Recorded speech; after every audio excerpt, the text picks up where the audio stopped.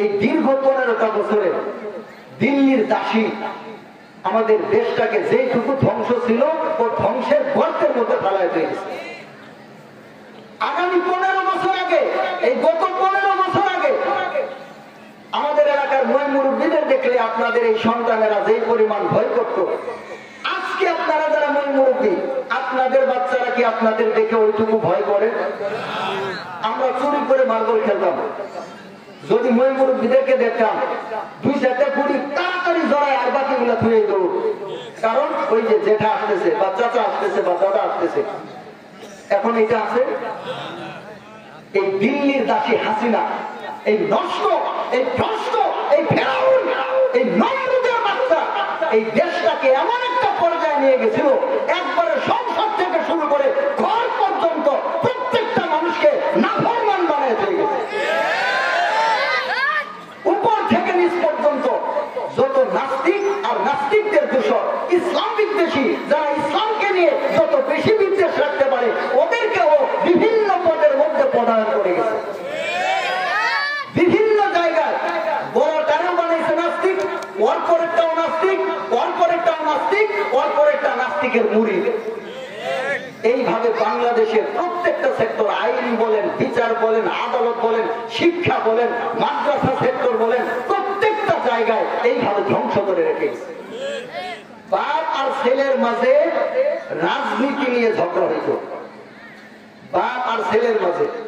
আমরা এটাও দেখেছি, ছেলে বাপকে গালাগালি করছে, বাপ এরে বলছে যে আচ্ছা আপনার ছেলে আপনাকে এরকম করতেছে, আপনি যে কিছু বলেন না। কই কি বলবেন বাবা, ওর দল ক্ষমতায়। হাসতেছেন, এটা বাস্তবতা বলতেছি, হাসির কথা না। বাবা ছেলের যে পিতৃত্ব সম্পর্ক আছে, এই সম্পর্কটা পর্যন্ত এই দিল্লির দাসী নষ্ট করে গেছে। এই দেশে যতদিন পর্যন্ত ইসলামের রাজ কায়েম না হবে, আল্লাহর কোরআনের রাজ যতদিন এই দেশের মধ্যে কায়েম না হবে, ততদিন এই অমানুষগুলাকে মানুষ বানানো সম্ভব। এক জায়গার মধ্যে বক্স বাজছে, যুবক পোলাপানরা গিয়ে নিষেধ করছে, শান্ত ভাবে দেখাইছে ঘাইরানি। আমরা কিছু লোক থানায় গেলাম, পুলিশের কাছে বললাম, পুলিশ বলতেছে হুজুর আমরাও পারো, কারণ এইটা তো বন্ধ করা, যখন তখন বন্ধ করা আমাদের আইন নাই, হুজুর আমরা কি করব। কিন্তু যদি ইসলামের দেশ হইতো, পুলিশ কি এই কথা বলতো? আর আমাদের কি ওখানে যাওয়া লাগতো? পুলিশের দায়িত্ব করে ফেলতো সব। এখন যেহেতু আইনে নাই, গাইনে আনতে হবে। আইনে নাই, আইনের পরে কি আছে? কথা বলে না কেন? আইনের পরে আছে গাইন। এখন আইনে যেহেতু নাই, গাইনে আনতে হবে। অন্তত আমাদের এই এলাকাগুলা, আমাদের এই অঞ্চলগুলা, আমাদের এই গ্রামগুলা আমরা এই সমস্ত নাফরমানি থেকে বাঁচাইতে পারি না? ময়মনবীরা কি আবার একটু চেতন হওয়া যায় না? একটু চিন্তা করেন, একটু ভেবে দেখেন। আমি তো মাঝে মাঝে আমার মন চায়, আমি ভাবছিলাম যে হুজুরে করে নিয়ে একটা মিটিং দিই, এলাকার মুরব্বী আর উলামায়ে কেরামকে নিয়ে একটা মিটিং দিয়ে বলবো, যার বাড়িতে বক্স বাজবো, হ্যাঁ যেদিন মারা যাবে ওর বাড়িতে আমরা এক হুজুরও যাব না। যদি শেষ পর্যন্ত ওরে কিছু করাই লাগে তাহলে করবো কি? ওরে কোনো গোসল নাই, ওরে কোনো কাফন নাই, সিরাতে না আছে না বাড়িতে, বা ঝুলি খেতা আছে না, এগুলো দিয়ে পেঁচায়ে গর্ত একটা খুঁড়ে বক্সিগঞ্জ থেকে বক্স আনবো 10টা। প্রয়োজনে আমরা হুজুরেরা টাকা দেব, বক্স 10টা এনে ও যে বাড়িতে বক্স বাজাইছে ওর বাড়িতে একদম নাফরমানের বাচ্চারা শিয়ালের মতো করে তামসা দেখতে আসছে না, ওইগুলারে ডাক দিব, দিয়ে বলবো যে এখন ওরে ও মারা গেছে, আমরা মাটি দিলাম, এখন তোরা এর উপরে নাচই।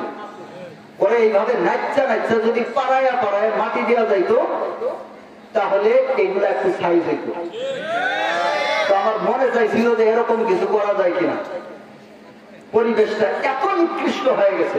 দেখেন আমি একটা মাসআলা বললাম, এটা কি কোনো হাসি তামাশার বিষয়? এটা কি সাধারণ কোনো বিষয়? একজন মুসলমান হালালকে হারাম মনে করলে কাফের, আবার হারামকে হালাল মনে করলে কাফের। আর কাফের যখন হয়ে যায়, ওর ঈমানটা যখন ভেঙে যায়, কাফের আর মুসলমানের মধ্যে বিয়ে হইতে পারে 1000 বার কেন 1 কোটি বার করাইলেও বিয়ে হবে না। এত সুন্দর করে বুঝাই দিয়ে আসলাম। আচ্ছা ওইটা না বাজাইলে কি সমস্যাটা? তোর বাপের যখন বিয়ে হয়েছিল তখন তো বক্স আসিল না, তুই যখন বিয়ে করছিস তখনও তোর বক্স আসিল না। তোর বউ কি ভাগ্যে গেছে বক্স না থাকার কারণে? আর এখন বক্স বাজলে কি বউ থাকে বাড়িতে? এটা কি নতুন কিছু তাবিজ? বক্স কি তাবিজ? এখন কেমনে বুঝায়? বেজার হইলেন নাকি? আমি তো কম নাকি? মাঝে মাঝে খুব কষ্ট লাগে, খুব দুঃখ লাগে। আপনারা যখন বক্স বাজান এই প্রত্যেকটা শব্দ এসে কলিজার মধ্যে লাগে, কিছু বলতেও পারি না, সইতেও পারি না। প্রত্যেকটা বাড়ি যখন করে না, এটা কলিজার মধ্যে পড়ে। রাত্রে 12টা 1টা পর্যন্ত যদি বাজে আমার ঘুম হয় না, কখন এটা বন্ধ হবে? আপনাদের সামনে বলতেছি, উলামায়ে কেরামকে পিছনে রেখে উলামায়ে কেরামকে সাথে রেখে বলতেছি, রাত্রে 12টা 1টা পর্যন্ত যদি বাজে আমার ঘুম হয় না, কোনোভাবে আমি ঘুমাইতে পারি না। যেন ওই প্রত্যেকটা বাজনার প্রত্যেকটা শব্দ এসে কলিজার মধ্যে রাখে। কিন্তু কারে কি বলবো? সব তো মুসলমানের বাচ্চা, চলতেছে ইহুদি খ্রিস্টানের বাচ্চার মতো। মুসলমানের বাচ্চার প্রতিযোগিতা হইতো, তুই যদি আজকে জিকির করস 100 বার, আমি জিকির করবো 150 বার। তুই যদি আজকে কোরআন তেলাওয়াত করস 5 পৃষ্ঠা, আমি কোরআন তেলাওয়াত করবো 10 পৃষ্ঠা। তুই যদি আজকে নফল নামাজ করিস 20 রাকাত, আমি নফল নামাজ করবো আরো 10 রাকাত বাড়ায় 30 রাকাত। তুই যদি আজকে সুবহানাল্লাহ করস 300 বার, তো আমি সুবহানাল্লাহ করবো 400 বার। এটা ছিল মুসলমানের সন্তানদের প্রতিযোগিতা। মুসলমানের বাচ্চারা লেখাপড়া করবে, লেখাপড়া করবে, লেখাপড়া করবে, লেখাপড়া নিয়ে ব্যস্ত হবে। আল্লাহ দ্বীনের জন্য তারা সৈনিক গঠিত হবে। মাদ্রাসার মধ্যে একজন মানুষ পড়বে, মাদ্রাসা থেকে কিছু ইলম গ্রহণ করে, জরুরিয়াতে দ্বীন গ্রহণ করে স্কুল কলেজ ইউনিভার্সিটিতে মুসলমানের সন্তানেরা যাবে। ওখানে গিয়ে তারা ডক্টর হবে, ওখানে গিয়ে ইঞ্জিনিয়ার হবে, ওখানে গিয়ে বিজ্ঞানী হবে, ওখানে গিয়ে রসায়ন বিষয়ে লেখাপড়া করবে, ওখানে গিয়ে সায়েন্স বিষয়ে লেখাপড়া করবে। মুসলমানের সন্তানেরা বিমান আবিষ্কার করবে, মুসলমানের সন্তানেরা রকেট আবিষ্কার করবে, মুসলমানের সন্তানেরা বোম আবিষ্কার করবে, মুসলমানের সন্তানেরা আধুনিক অস্ত্র আবিষ্কার করবে। বেঈমানির বাচ্চাদেরকে দেখা দিবে আমরা মুসলমান বেঁচে আছি, আমাদের উপর আন্দোলন করলে তোদের চামড়া একটাও থাকবে না। এটা ছিল মুসলমানের বাচ্চার বিষয়, এটা ছিল মুসলমানের সন্তানের বিষয়। আজকে কি একটু সাইকেল নিয়ে রং বেরং করে যায় স্কুলে, বইগুলা রাখছে বুয়াত করে, মোবাইল একটা পকেটে, মোবাইল একটা হাতে। আমি তো দেখি যে স্কুল তো আমার মাদ্রাসার পিছন দিয়ে যায়, কয়েকটারে দেখি ওখানে গান শুনতে শুনতে যায়। আমি দেখি লাডের খোলা লাভ, ওর বাপ ওইদিকে চামড়া নাই, বলবে চামড়া নাই। হ্যাঁ, লাডের খোলা লাভ, মোবাইল স্কুলে যাইতেছে, স্কুলে বইগুলো রাখছে এইভাবে, মোবাইল রাখছে এইভাবে। নাউযুবিল্লাহি মিন যালিক। যাদের শিক্ষার প্রতি এইটুকু ভালোবাসা নাই, যাদের শিক্ষার প্রতি এইটুকু আদব নাই, যাদের শিক্ষার প্রতি এইটুকু মহব্বত নাই, ওরা শিক্ষিত হবে কিভাবে? যারা একটা কলমের মূল্য দিতে পারে না, যারা একটা খাতার সম্মান দেখাতে পারে না, যারা একটা বইয়ের সম্মান দেখাতে পারে না, তো ওরা শিক্ষা গ্রহণ করবে কিভাবে? শিক্ষা অর্জন করবে কিভাবে? বইগুলো রাখছে এইভাবে ঝুলায়া, মোবাইলটা রাখছে এইভাবে, গান শুনতে শুনতে যাইতেছে স্কুলে। অথচ বাপের দিকে লক্ষ্য করলে দেখা যাবে রৌদ্রে পুরে বৃষ্টিতে ভিজে অবস্থা বড় বেগতিক। এইভাবে কি তেরং বেরং কয়েকদিন লেখাপড়া করে, না আছে কোনো চাকরি, না আছে বাকরি, যেখানে যাই ইন্টারভিউ একটাও টিকে না। পরে কি করে বাপ যখন সহ্য করতে না পেরে কয়ে তোর লেখাপড়া লাগবে না, তুই যেখানে যাবি যা, অন্তত আমার বাড়ির ভাতটা বাঁচু। তখন জায়গা ঢাকা গিয়ে সুতা কোম্পানি, বিস্কুট কোম্পানি, পরম কোম্পানি, কিছুদিন কোম্পানি, বেশি বাড়ি করতে করতে 2-4টা টাকা যা পাইছিল সব খায়া দেয়, সব তোমার বাড়িতে উপস্থিত। আর এখন বাপ হয়েছে বৃদ্ধ, নরম মানুষ, এখন আর আগের মতো শক্তিও নাই, কই বিয়ে করে দেয়। এখন বাপ আর কি করবো, পেছো করে গেছে না, আমি তো পূজা করে করে ওর মতো আরেকটা দিছে আইলে ধরে খা। এইভাবে আমাদের সমাজটা আস্তে আস্তে ধ্বংসর দিকে যাইতেছে, ঠিক কিনা? এই দিল্লির কাছে হাসিনা, এই ইবলিস আমাদের সন্তানগুলার প্রাণকে ধ্বংস করার জন্য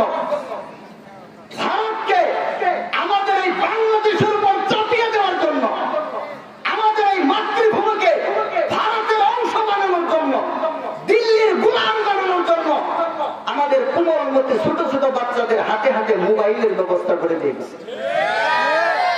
এর আগে যে বাবা বলতো লেখাপড়া কর, এসএসসি পাস করবি, ইন্টার পাস করবি, ভালো রেজাল্ট করবি, তোকে মোবাইল কিনে দিব, এর আগে বাপরা বলতো, ঠিক কিনা? আর এখন বাবাই প্রয়োজনে টাকা কর্জ নিয়ে নয়তো লাভের উপর নিয়ে সুদের উপর নিয়ে মোবাইল কিনে দেয়, কিনে দেওয়া লাগতো, ঠিক কিনা? বড় দুঃখ এই যে আমাদের একটা জাতিকে ও যে কিভাবে নষ্ট করে রেখে গেল।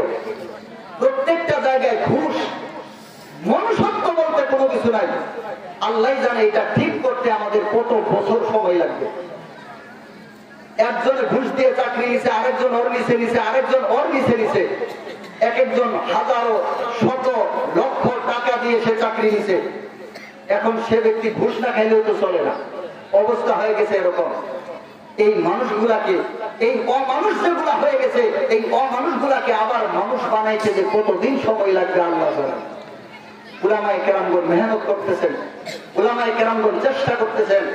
আপনারা তো দুধের শিশুর মতো, আপনারা না জানেন ইসলাম, না জানেন দুনিয়া।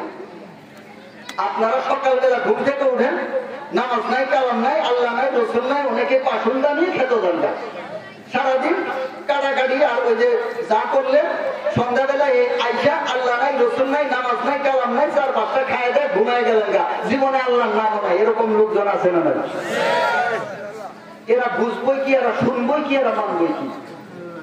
এই জন্য মাঝে মাঝে খুব কষ্ট লাগে, মাঝে মাঝে খুব খারাপ লাগে। কারে কি কই, কি বুঝাই, কোন শব্দ দিয়ে কই, কোন ভাষায় কই, কি কই? আজকে দুনিয়াটা দুইটা জিনিসের গোলামিয়তের মধ্যে আমরা পড়ে গেছি। একদল ব্যক্তি জালেমে পরিণত হয়ে গেছে। 2-4টা টাকা পয়সা যাদের আছে ওরা অন্যদেরকে মানুষ মনে করে না, একটু ক্ষমতা যাদের আছে ওরা অন্যদেরকে মানুষ মনে করে না। আজকে একটা জালেমিয়তের পরিবেশের মধ্যে আমরা পড়ে গেছি। না জানি আল্লাহ তাআলা কতদিন পর কখন আমাদেরকে এই গোলামি থেকে, এই খারাপতা থেকে, এই শয়তানি থেকে, এই ইবলিশি থেকে আল্লাহ কখন আমাদের মুক্তি দিবে আমরা জানি না। তবে উলামায়ে কেরামগণ চেষ্টা করতেছেন। আপনারা কি উলামায়ে কেরামের সাথে আছেন? ওই আওয়াজ দিত না। উলামায়ে কেরামের সাথে আছেন? যদি থাকেন কপালটা ভালো, আর যদি না থাকেন নিঃশ্বাসটা বন্ধ হওয়ার সাথে যে পীড়ন শুরু হবো। এই পীড়ন কারে কয় খান নাই তো কোনদিন, খাইলে বুঝতেন। আল্লাহ নবীর সাহাবায়ে কেরামে যারা জান্নাতের সার্টিফিকেট প্রাপ্ত, তাদের চোখ দিয়ে পানি পড়তো, চোখ দিয়ে পানি পড়তে পড়তে গালের মধ্যে দাগ করে যাইত। এই কবরের ভয়, কবরের ভয়। আপনারা তো শুনছেন, তাবলীগে গেছেন অনেকেই। উসমান রাদিয়াল্লাহু তাআলা আনহু আল্লাহ নবী জান্নাত জাহান্নামের কথা যখন বলতেন তখনও কাঁদতেন, কিন্তু এত বেশি কাঁদতেন না। যখন আল্লাহ নবী কবরের বিষয়ে কথা বলতেন উসমান রাদিয়াল্লাহু তাআলা আনহু শিশু বাচ্চার মতো হাওয়া করে কাঁদতেন।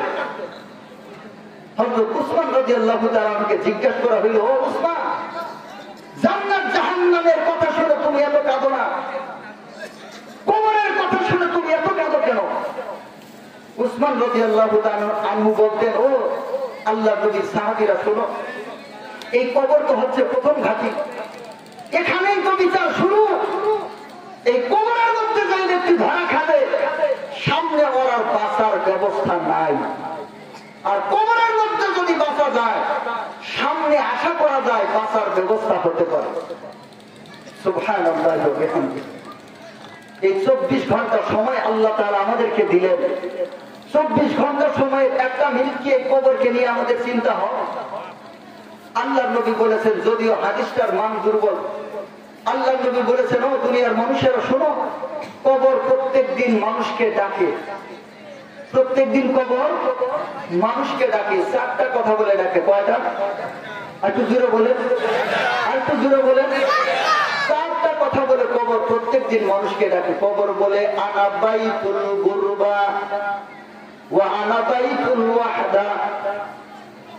আনা বাইতুল গুরবা, ও দুনিয়ার মানুষ, আজকে আমার পিঠ দিয়ে, আমার বুকের উপর দিয়ে তোমরা চলাফেরা করতেছো, তোমরা আমার বুকের উপর চলাফেরা করো। একদিন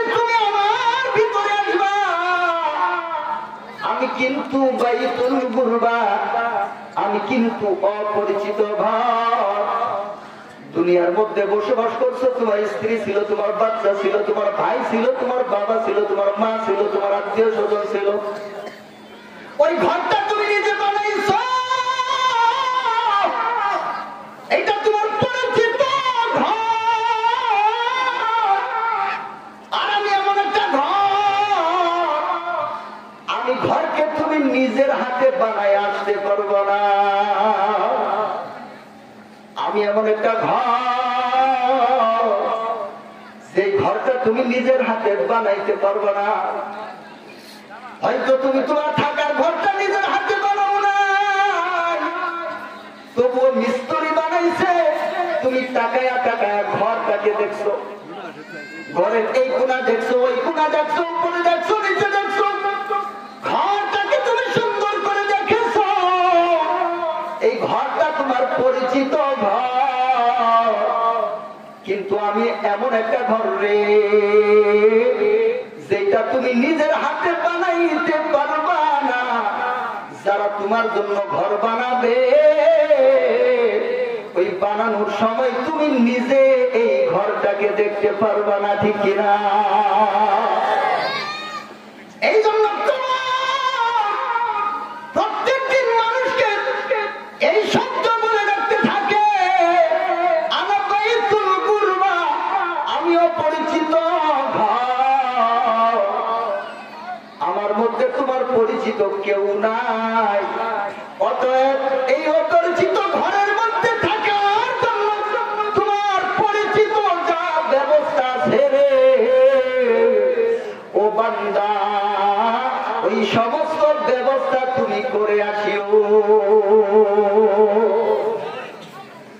মুসলমান ভাইরা, আল্লাহর নবী মুহাম্মদুর রাসূলুল্লাহ সাল্লাল্লাহু আলাইহি ওয়াসাল্লাম প্রত্যেকজন মুসলমানকে বোঝানোর জন্য বলে গেছেন, ও দুনিয়ার মানুষেরা মনোযোগ দিয়ে শোনো, তুমি দুনিয়ার মধ্যে ভালো মন্দ যাই কিছু করো না কেন, কবরের দেশে যখন তুমি আসবা, যদি তুমি গুনার কাজ করে এসে থাকো, তাহলে তোমার গুনাহগুলোকে কুৎসিত একটা আকার দিয়ে দেওয়া হবে,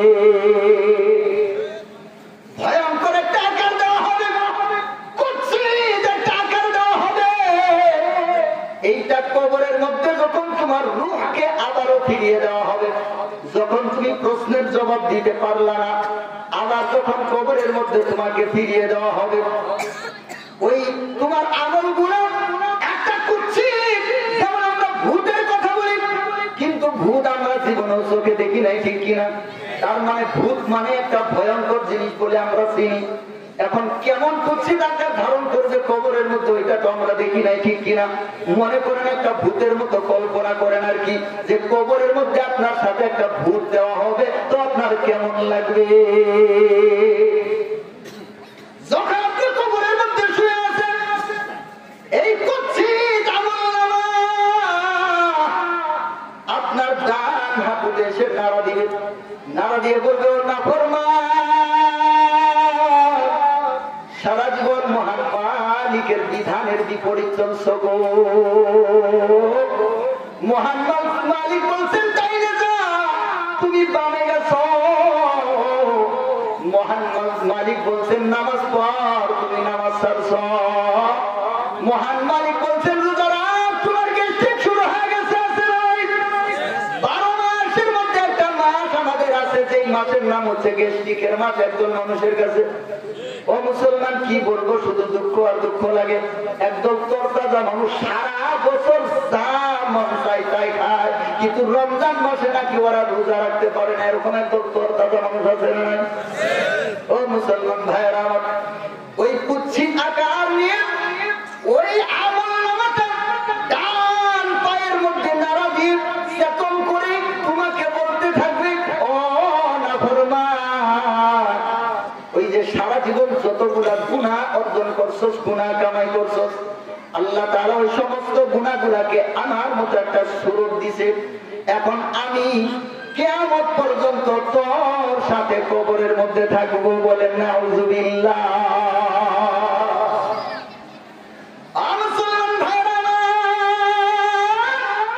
কবরের মধ্যে যখন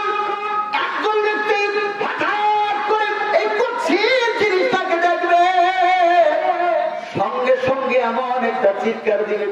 কিতাবের মধ্যে লেখা হয় ওই চিৎকারটা যদি দুনিয়াতে আসতো তাহলে দুনিয়ার চতুর্দিকে এই আওয়াজটা সরে যেত। এত জোরে একটা চিৎকার দিবে, বলেন নাউজুবিল্লাহ। কারণ এরকম কুৎসিত জিনিস সে জীবনে আর কখনো দেখে নাই। এইরকম একটা চিৎকার দিবে ভয়ে, তখন ওই কুৎসিত জিনিসটা ডাক দিয়ে বলবে, ওরে নাফরমান, আমার থেকে ভয় পেয়ে কোনো লাভ নাই, আমি তোর সাথে জাহান্নামে যাওয়ার আগ পর্যন্ত আমি তোর আমল হিসেবে তোর সাথে আছি। বলেন নাউজুবিল্লাহ। কবরের মধ্যে অনন্ত অসীম সময় সে এই নাফরমানের সাথে থাকবে। ও মুসলমান ভাইরা আমার, মনোযোগ দিয়ে বুঝেন। পক্ষান্তরে যেই ব্যক্তি নেক আমল করে গেছে, পক্ষান্তরে যেই ব্যক্তি আল্লাহর দ্বীনকে জলাঞ্জলি দেয় নাই, নামাজের রক্তগুলাকে জলাঞ্জলি দেয় নাই, রমজান মাসকে জলাঞ্জলি দেয় নাই, টাকা ছিল তারপর হজ করে না, এরকম না। আল্লাহ সুবহানাহু ওয়া তাআলার প্রত্যেকটা বিধানকে পুঙ্খানুপুঙ্খ আদায় করেছে, আল্লাহ তাআলার বিধানগুলোকে ভালোভাবে আদায় করেছে। ওই ব্যক্তিকে যখন রূহটা আবার ফিরিয়ে দেওয়া হবে, সুন্দর করে ব্যক্তিটা ঘুমায়া থাকবে, ওই আমলগুলাকে একটা সুন্দর ফেরেশতার মতো আকৃতি দেওয়া হবে। বলেন সুবহানাল্লাহ। এই আমলনামাগুলো সুন্দর একটা ফেরেশতার আকৃতিতে দেওয়া হবে। ফেরেশতা এসে এই ডান হাতে এসে নাড়া দিবে। মৃত্যু ব্যক্তিটা, ওই ব্যক্তিটা তখন চোখ খুলবে, চেতন হয়ে যাবে, ডাক দিয়ে বলবে, তুমি কে? তোমার মতো এত সুন্দর মানুষ আমি আর জীবনে কখনো দেখি না। তখন ওই ফেরেশতা, এটা কি ফেরেশতা না আমল বুঝানোর জন্য বলতেছি, ফেরেশতাদের মতো সুন্দর একটা আকার দেওয়া হবে। ওই আমল তখন দেখে বলবে, আল্লাহর বন্ধু, ওই যে সারা জীবন আল্লাহর জন্য তুমি দুনিয়াকে জলাঞ্জলি দিছ গো, ফজরের সময় উঠিয়া নামাজ পড়া কত কষ্ট, দান খয়রাত করা কত কষ্ট, টাকা পয়সা খরচ করিয়া হজ করতে যাও বড় কষ্ট, দুনিয়ার সমস্ত কষ্টগুলাকে আল্লাহর জন্য তুমি সহ্য করেছিলা। যেই সমস্ত নেক আমলগুলা তুমি করেছ, ওই নেক আমলগুলাকে আল্লাহ তাআলা আমার মতো একটা সুন্দর সুরত দিয়ে তোমার কাছে পাঠিয়ে দিয়েছে। ও আল্লাহর বন্ধু, চিন্তা করার কারণ নাই, আমি তোমার সাথে কবরের মধ্যে সর্বদা আছি। বলেন আলহামদুলিল্লাহ। এখন কবরের মধ্যে আরো একা আছে নাকি? কবরের মধ্যে যদি এরকম একজন বন্ধু পাওয়া যায়, কবরের মধ্যে যদি এইরকম একজন বন্ধু পাওয়া যায়, তো কবর কি এখন অপরিচিত নাকি পরিচিত হইল?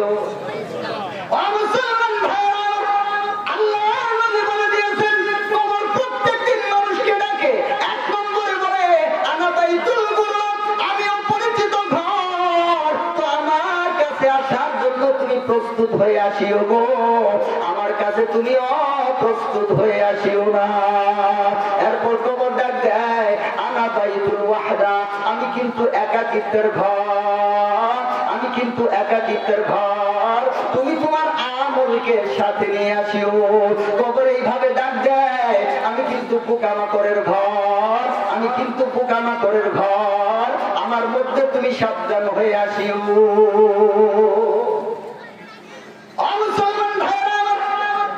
এই কবর কিন্তু পোকামাকড়ের ঘর। এই যে আজকে অসংখ্য মানুষ এখানেও যারা বসে আছে, অনেক মানুষ এখানে এসার নামাজটা পড়ে নেয়, আছে না ভাই? আজকে 5 ওয়াক্ত নামাজ চলে গেছে, 5 ওয়াক্ত নামাজ পড়ে নাই, এইরকম অনেক মানুষ আছে। কিছু মানুষ আছে কিছু পড়ছে কিছু পড়ে নাই, কিছু মানুষ আছে 1 ওয়াক্ত পড়ে নাই, আছে না নাই? ও মুসলমান ভাইরা আমার, এই যে এতগুলা মানুষ যারা নামাজগুলাকে ছেড়ে দিয়েছে, নামাজগুলাকে জলাজলি দিয়ে ফেলেছে, এই সমস্ত মানুষদের যখন কবরের মধ্যে দেওয়া হবে, আল্লাহ সুবহানাহু ওয়া তাআলা ফজরের নামাজটা ছেড়ে দেওয়ার কারণে যোহর পর্যন্ত 99টা সাপ তার কবরের মধ্যে নিযুক্ত করে দিবেন। আপনারা সম্ভবত কথাটা জানেন, ঠিক কিনা? মুসলমান ভাইরা আমার, কবর কাক দিয়ে বলে আমি কিন্তু পোকামাকড়ের ঘর, অতএব আমার মাঝে আসতে হইলে সাবধান হয়ে আসিও। ও মুসলমান ভাইরা আমার, কবর এইভাবে প্রত্যেক দিন আমাদেরকে ডাকতে থাকে, মুসলমান। এবার কেউ বলবে তো কবর ডাকে আমরা শুনি না কেন? শুনলেই তো আমাদের জন্য ভালো হইতো। ও মুসলমান, আল্লাহ তাআলা তো আহকামুল হাকিমিন, তোমার মতো দেড় বেদারি বুঝ না। আল্লাহ তো আহকামুল হাকিমিন। এই দুনিয়ার জমিনে কার কোথায় কবর হবে, কোন সময় কার কবর হবে, এটা কি আমরা জানি নাকি? তো এখন দুনিয়ার সমস্ত জায়গায় মাটি থেকে যদি ডাক আসতে থাকে, মাটি থেকে ডাক আসতে থাকে, তো গরু বছর কি জমির উপর থাকবো না, দৌড় দিব? কথা কয় না? আর একটু জোরে বলেন। গরু বছর সব দড়ি সিধা দৌড় দিব, একটা মানুষও ঠিক মতো থাকতে পারবে না। ও মুসলমান ভাইরা আমার, এই জন্য হায়াত থাকতে হায়াতের কদর করার দরকার আছে না? না মুসলমান ভাইরা আমার, আল্লাহ সুবহানাহু ওয়া তাআলা দুনিয়ার মানুষদেরকে জানাই দিতেছেন, মানুষ দুনিয়ার মধ্যে মানুষ দুইটা জিনিসের অহংকার করে, দুইটা জিনিসের গর্ব করে, দুইটা জিনিসের অহংকার করে। এই দুইটা জিনিস যাদের আছে, ওরা অন্যদেরকে হিসাব করতে চায় না, ওরা অন্যদেরকে গণায় ধরতে চায় না, ওরা অন্যদেরকে মানুষই মনে করে না। এই দুইটা জিনিস যাদের আছে, এই দুইটা জিনিসের জন্য দুনিয়াতে যত দাঙ্গা হাঙ্গামা চলে। আল্লাহ সুবহানাহু ওয়া তাআলা জানিয়ে দিলেন, ও দুনিয়ার মানুষেরা শোনো, এই যে দুইটা জিনিস আমি দুনিয়াতে তোমাদেরকে দিয়েছি, এই দুইটা জিনিসের জন্যই তোমাদের যত দাঙ্গা হাঙ্গামা, তোমাদের যত সমস্যা। ও দুনিয়ার মানুষেরা, এই যে দুনিয়াতে যত মারামারি হয়, এই মারামারি গুলা দুইটা কারণে হয়। কয়টা কারণে? আর একটু জোরে বলেন। এই যত মারামারি, যত ঝামেলা দুইটা কারণে হয়। এক নম্বর হচ্ছে মালের কারণে, দুই নম্বর হচ্ছে ক্ষমতার কারণে, ঠিক কিনা? এক নম্বর হচ্ছে সম্পদের কারণে, আরেকটা হচ্ছে ক্ষমতার কারণে। এই যে মারামারি হয়, জমিনের আইল নিয়ে 1 ইঞ্চি বাচ্চে মাত্র মারামারি হয়েছে, ভাই ভাই খুনাখুনি হয়েছে, এই ভাইও নাই, এই ভাইও নাই, মাঝখান থেকে মামলা চলতেছে, ভাতিজারা এবার মামলা খাটতেছে, জমির জায়গায় পড়ে আছে, ফকিরের বাচ্চারা ফকির হইয়া জেলখানায় ঢুকে গেছে, আছে না? আর জমির জায়গায় পড়ে আছে, মাঝখান থেকে ফকিরের বাচ্চারা মারামারি করে জেলখানায় গিয়ে আবার সব শেষ করছে, আছে না? এক নম্বর, দুনিয়াতে যত ঝামেলা হয়, এই ঝামেলাগুলো সম্পদের কারণে হয়, মালের কারণে হয়। একজন মানুষ আরেকজন সুস্থ মানুষের পেটের মধ্যে ছুরি ঢুকায়া দেয়, কিসের জন্য দেয়? মালের জন্য দেয়। ওর পকেটের মধ্যে দেখছে টাকা আছে, ওর পকেটে আগে একটু উঁচা দেখা যায়, ওর পকেটের মধ্যে মনে হইতেছে টাকা আছে, ওর পকেটের মধ্যে দেখা যায় দামি মোবাইল আছে। এবার সুযোগ খুঁজতে থাকে, যখন সুযোগ মতো পায়, চাকুটা নিয়ে সামনে গিয়ে ধরে, বলে হয়তো দে, নয়তো করেই দিলাম। এবার সবকিছু নেয়, হয়তো বা না দিতে চাইলে পেটের মধ্যে ছুরি ঢুকিয়ে দিল। ও মুসলমান, এই সুস্থ মানুষটাকে মাত্র দুনিয়ার কিছু উৎস সম্পদের জন্য দুনিয়া থেকে বিদায় করে দিল, আর নিজের কান্দের মধ্যে দুনিয়া সমস্ত পাপের মধ্যে বড় পাপ গুলাকে তার কান্দের মধ্যে তুলে নিল, ঠিক কিনা? ও মুসলমান, দুনিয়ার মধ্যে যত ঝামেলা চলে, দুনিয়ার মধ্যে যত সমস্যা চলে, এই সমস্ত সমস্যার মূল হচ্ছে দুইটা জিনিস। কয়টা? এক নম্বর হচ্ছে মাল। দুই একটা উদাহরণ দিলাম, বাকিটা আপনারা বুঝে নেন। দ্বিতীয় বিষয়টা হচ্ছে ক্ষমতা। দ্বিতীয় বিষয়টা কি? এটাও কি উদাহরণ দেওয়া লাগবে নাকি? আমগর দীর্ঘ 15 বছর দিল্লির জাতির ক্ষমতার দিকে তাকান, ঠিক কিনা? দীর্ঘ 15টা বছর ক্ষমতা কারকে আপনারা দেখছেন। এটা হচ্ছে রাষ্ট্রীয় ক্ষমতা। আবার এলাকার মধ্যে আরেকটা ক্ষমতা আছে, এই ক্ষমতা হচ্ছে বেড়ার ক্ষমতা। কিসের ক্ষমতা? জোরে বলেন। আর একটু জোরে বলেন। মানে ছেলের ক্ষমতা, মনে করেন হ্যার পোলা হয়েছে 3টা, আমার পোলা হচ্ছে 7টা, ঝামেলা করবি কাঁচা চাবায় খায় ফেলবো। কয়টি কয় না? তোর পোলা হচ্ছে 3টা, আমার হইল 7টা, যদি ধরি খবর থাকবো না। আছে না নাই? দুনিয়ার মধ্যে যত সমস্যা, দুনিয়ার মধ্যে যত ঝামেলা, দুনিয়ার মধ্যে যত অহংকার, দুনিয়ার মধ্যে যত রক্তারক্তি, এই 2টা হচ্ছে তার মূল কারণ। 1 নম্বর হচ্ছে মাল, 2 নম্বর হচ্ছে সন্তান ক্ষমতা। ও মুসলমান ভাইরা, আল্লাহ সুবহানাহু ওয়া তাআলা জানায়া দিতেছেন সূরা শুআরা 26 নম্বর সূরা 88 89 নম্বর আয়াত। মহান মালিক জানায়া দিতেছেন, ও দুনিয়ার মানুষেরা, এই 2টা জিনিস নিয়ে দুনিয়াতে মানুষ অহংকার করে, এই 2টা জিনিস নিয়ে মানুষ দুনিয়াতে বড়াই করে, এই 2টা জিনিস নিয়ে মানুষ দুনিয়াতে রক্তারক্তি করে। জানিয়া রাখো রে, ইয়াউমা লা ইয়ানফাউ মালু ওয়ালা বানুন।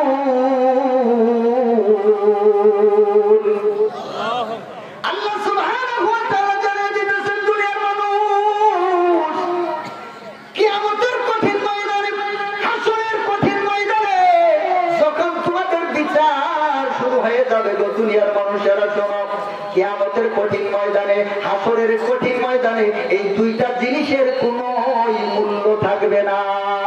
এই 2টা জিনিস তোমাদের কোনো কাজে আসবে না। দুনিয়ার মধ্যে এই 2টা জিনিস দিয়ে যত গুনার কাজ করছো, যত রক্তারক্তি করছো, যত অহংকার করছো, এই 2টা জিনিস দিয়ে দুনিয়াতে যত রক্তারক্তি করছো, কিন্তু কিয়ামতের কঠিন ময়দানে, হাসরের ময়দানে যেদিন আমি তোমাদেরকে একত্রিত করব, বিচার করব, সেই দিন এই 2টা জিনিস তোমাদের কোনো কাজে আসবে না। মুসলমান কিভাবে কাজে আসবে না? সন্তানকে যারা মানুষ না বানায়া অমানুষ বানাইছে, আছে না? সন্তানকে মানুষ না বানায়া অমানুষ বানাইছে, আল্লাহওয়ালা না বানাইয়া শয়তানওয়ালা বানাইছে। হাসরের কঠিন ময়দানে ওই সন্তানকে যখন জাহান্নামের ঘোষণা করে দেওয়া হবে, সন্তানটা আল্লাহর কাছে আরজি জানাবে, আল্লাহ, দুনিয়াতে আমার এই নাফরমান বাপ তোমার সাথে আমার পরিচয় করাইয়া দেয় না।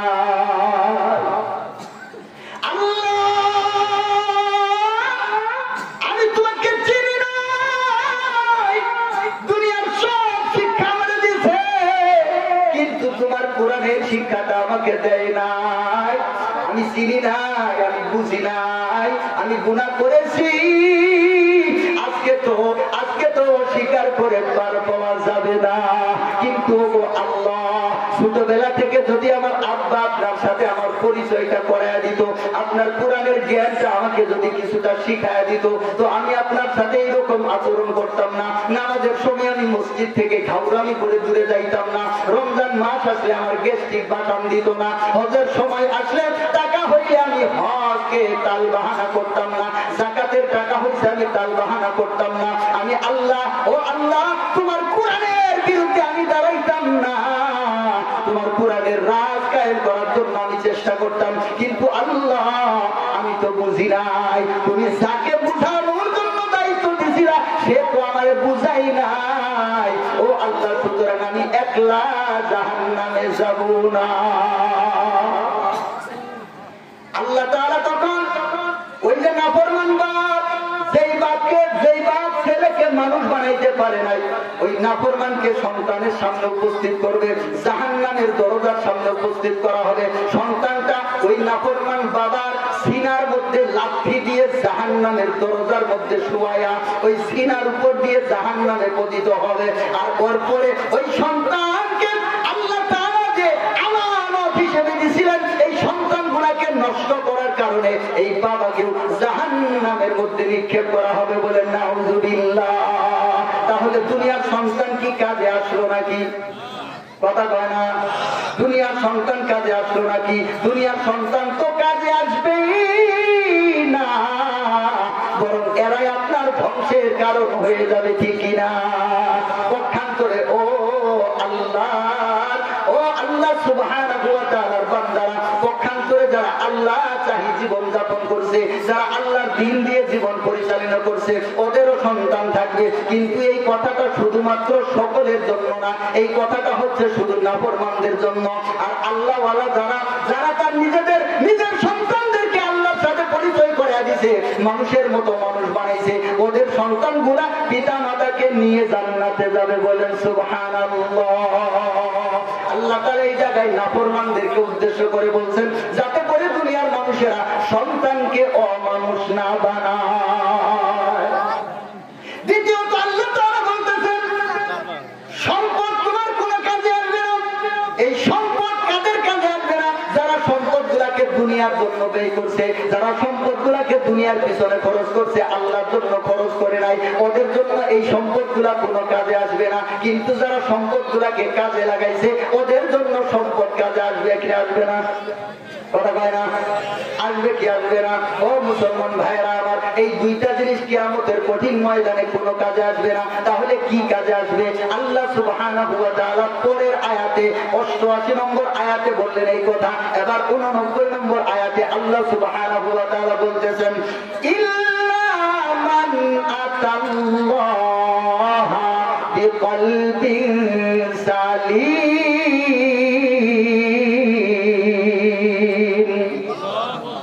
আল্লাহ তাআলা বলতেছেন, দুনিয়ার মানুষ এই দুইটা জিনিস কোনো কাজে আসবে না, কিন্তু একটা জিনিস বড় কাজে আসবে গো মানুষ, যেই ব্যক্তি বিশুদ্ধ অন্তর নিয়ে আমার কাছে আসবে। বলেন সুবহানাল্লাহ। আরে কি ঘুমায় গেলেন নাকি?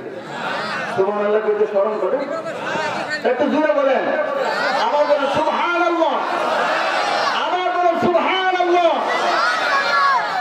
আল্লাহ তাআলা জানায় দিলেন এই দুইটা জিনিস কাজে আসবে না, ঠিক আছে, একটা জিনিস কাজে আসবে।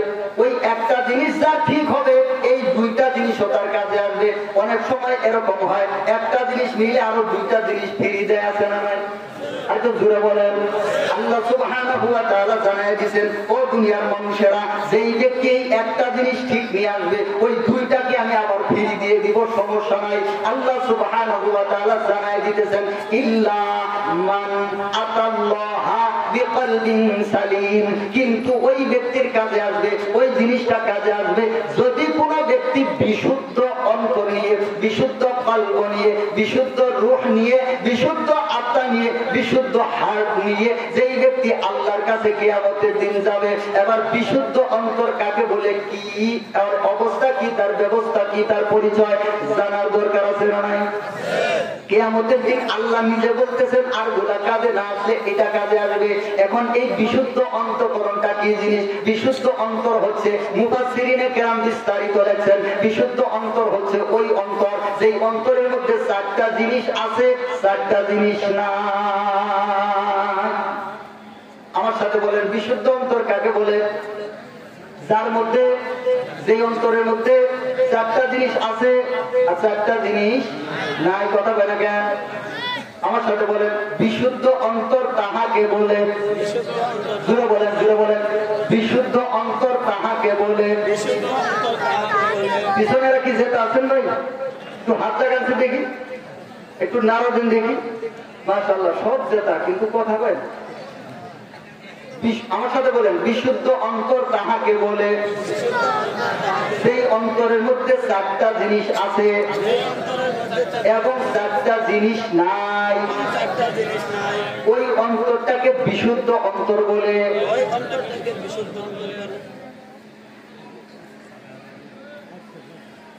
তাহলে চারটা জিনিস আছে, চারটা জিনিস নাই। সমস্যা হলো একটাই, সময় কম হয়ে। তারপরে হুজুর আসছে, দেখি কতদূর যাওয়া যায়। অন্তত আমি সংক্ষেপে হইলে এই বিষয়টা শেষ করবো ইনশাআল্লাহ। এই যে এরা যে উঠতেছে, এটা কি বিষয়টা কি? 2-4 জন এই যে উঠতেছে, এরা কি এত তাড়াতাড়ি তো প্রস্রাবে ধরার কথা না। তো এই যে একজন বক্তা তো বলছিল মুরব্বী মুরব্বী, কয়ে তো ঝামেলা একটা বাজাইছে, সিফা দিয়ে বয়ে খায়। এরকম বলাও তো মুশকিল, আবার আমারে নিয়ে ট্রল করা শুরু করে দিল। কি বলি, কি সমস্যা? যে উঠতে চায় ওরা একটু বসায় দিল, কি দরকার? ঠিক কিনা? বসছে আর কতক্ষণ হইল? দুই একজন করে উঠা উঠি, পরিবেশটা নষ্ট হয়। কেউ যেন না উঠে, একটু শক্ত করে ধরবেন, ঠিক আছে? আচ্ছা শুনেন, বিশুদ্ধ অন্তর কাকে বলে? যার মধ্যে চারটা জিনিস আছে আর চারটা জিনিস নাই। যে চারটা জিনিস আছে, এক নম্বর হচ্ছে এলেম, এক নম্বর কি? দুই নম্বর ইখলাস, দুই নম্বর কি? তিন নম্বর ঈমান, তিন নম্বর কি? চার নম্বর তাকওয়া, চার নম্বর কি? তাহলে এলেম, ইখলাস, ঈমান, তাকওয়া। আমার সাথে বলেন, এলেম, ইখলাস, ঈমান, তাকওয়া। এই চারটা জিনিস যেই অন্তরের মধ্যে আছে, আবার চারটা জিনিস নাই। এক নম্বর, আমার সাথে বলেন, বিদআত, শিরক, কুফর, অশ্লীলতা। বিদআত, শিরক, কুফর, অশ্লীলতা। তার মানে চারটা জিনিস আছে, ঈমান, ইখলাস, এলেম, ইখলাস, ঈমান, তাকওয়া। আর চারটা জিনিস নাই, বিদআত, শিরক, কুফর, অশ্লীলতা। এই আটটা বিষয়, চারটা জিনিস আছে, চারটা জিনিস নাই। ওই অন্তরটাকে বলা হয় বিশুদ্ধ অন্তর। আল্লাহ তাআলা কোরআনের মধ্যে নিজে ঘোষণা করেছেন, সূরা শুআরা 26 নম্বর সূরা, 88 89 নম্বর আয়াত। মহান মালিক নিজে ঘোষণা করতেছেন, ও দুনিয়ার মানুষ শোনো, যদি এই বিশুদ্ধ অন্তরটা নিয়ে আসো, তোমার কোনো চিন্তা নাই, তোমার কোনো ভয় নাই। বিনা হিসাবে আমি তোমাকে জান্নাতে পৌঁছায়া দিব। বলেন আলহামদুলিল্লাহ। ও মুসলমান ভাইরা আমার, এক নম্বর হচ্ছে আইলেম, কি থাকতে হবে? আরেকটু জোরে বলেন। এই কথাটাই কিন্তু আমি শুরুতে বলেছিলাম, এই কথাটাই আপনাদেরকে শুরু করেছিলাম। এলেমের স্তর হচ্ছে তিনটা। কয়টা? অন্তত জরুরিয়াতে দিন, যেগুলাকে বলা হয় এই জরুরিয়াতে দিন জানার মতো করে এই পরিমাণ এলেম প্রত্যেকজন ব্যক্তির অন্তরের মধ্যে থাকা, এটা হচ্ছে ফরজে আইন। প্রত্যেকজন ব্যক্তির জন্য শিখা, এটা হচ্ছে ফরজে আইন। অন্তত এই এলেমটুকু থাকতে হবে। আবার এলেম কি জিনিসটা? এলেম কাকে বলে? এলেম হচ্ছে আল্লাহ সুবহানাহু ওয়া তাআলার দ্বীনের বুঝ। এলেম কি? আল্লাহ সুবহানাহু ওয়া তাআলার দ্বীনের বুঝ। আল্লাহ সুবহানাহু ওয়া তাআলা সরাসরি আসমান থেকে একটা কিতাব নাযিল করছেন। বলেন নামটা কি? আল কুরআন। আমাদের কলেজার টুকরা নবী দীর্ঘ 23 বছর সময় আল্লাহ তাআলার এই কোরআনটাকে ব্যাখ্যা করেছেন, তাফসীর করেছেন। আল্লাহ সুবহানাহু ওয়া তাআলার কোরআন আমাদের কলেজার টুকরা নবী মুহাম্মদুর রাসূলুল্লাহ সাল্লাল্লাহু আলাইহি ওয়াসাল্লামের 23 বছরের তাফসীর, 23 বছরের হাদিস, এই বিষয়গুলা থেকে ইসলামের মৌলিক এলেমগুলা অর্জন করা, এটা হচ্ছে এক নম্বর বিষয়। এক নম্বর বিষয় এটা আপনার থাকতে হবে। এবার আপনারা নিজে বুকে হাত দিয়ে বলেন, ওইজন ব্যক্তির ভিতরে ওই পরিমাণ এলেম আছে। ফাসাউফা তারা ইদান কাশাফাল গুবারু, ফাসাউফা তারা ইদান কাশাফাল গুবারু আফারাসুন তাহতা রিজলিকা আম হিমারু। ফাসাউফা তারা ইদান কাশাফাল গুবারু আফারাসুন তাহতা রিজলিকা আম হিমারু।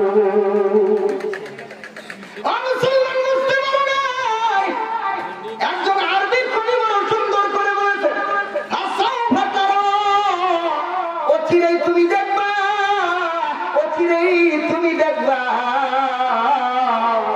ফাসাউফা তারা ইদান কাশাফাল গুবারু, যখন তোমার চোখ থেকে দুনিয়ার ধুলাবালি গুলা সরে যাবে, যখন তোমার চোখ থেকে দুনিয়ার এই রং তামাশার ধুলাবালি গুলা সরে যাবে, ফাসাউফা অচিরেই তুমি দেখবা, তার অচিরেই দেখতে পাবা। যখন তোমার চোখ থেকে দুনিয়ার রং তামাশার ধুলাবালি গুলা সরে যাবে, আফারাসুন তাহতা রিজলিকা আম হিমারু, তুমি কি গাধার পিঠে শোয়া ছিলা নাকি ঘোড়ার পিঠে শোয়া? কথাটা বড় সুন্দর, ঠিক কিনা? কবি বলতেছে, অচিরেই বুঝতে পারবি দুনিয়াতে তোমার সব কিছু আছে, টাকা আছে, বাড়ি আছে, গাড়ি আছে, সন্তান আছে, নারী নাতি আছে, সব কিছু তোমার আছে, একমাত্র তোমার বিশুদ্ধ অন্তরটা নাই। একমাত্র মহান মালিকের সাথে সম্পর্ক নাই। তোমার এমপির সাথে সম্পর্ক আছে, মন্ত্রীর সাথে সম্পর্ক আছে, দেশের সাথে সম্পর্ক আছে, কত মানুষের কত কিছুর সাথে সম্পর্ক আছে, কিন্তু একমাত্র আল্লাহর সাথে সম্পর্ক নাই। আছে না নাই? বকৌলে দুশ্মনে পাইবা নে দুষ্টি বাসিকাস্তি বেদিকে আজকে বুড়ি দি অবাকে পায়স্তি। বকৌলে দুশ্মনে পাইবা নে দুষ্টি বাসিকাস্তি বেদিকে আজকে বুড়ি দি অবাকে পায়স্তি। বলেন সুবহানাল্লাহ।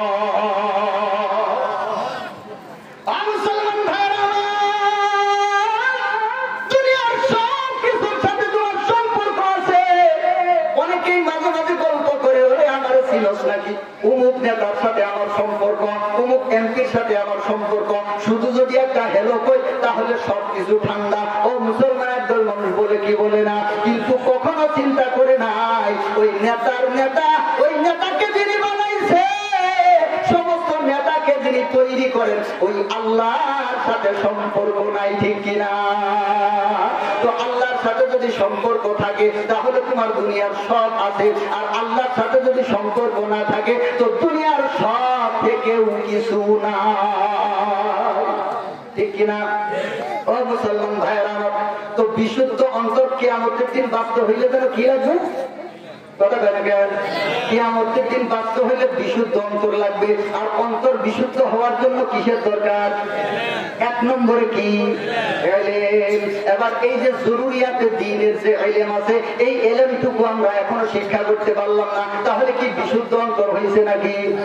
এবার এই ইলম কাকে বলে, ইলম কি জিনিস, কিভাবে অর্জন করতে হয়, কাদের কাছ থেকে অর্জন করতে হয়, এই বিষয়ে যদি আলোচনা করি সারা রাত্রের দরকার পড়বো, যাইতে পারলাম না। তারপরে কি বলছিলাম? ইখলাস। দ্বিতীয় কি বলছিলাম? ইখলাস। ইখলাস কি জিনিস? ইখলাস হচ্ছে একমাত্র, কেবলমাত্র, শুধুমাত্র আল্লাহর জন্যই করা।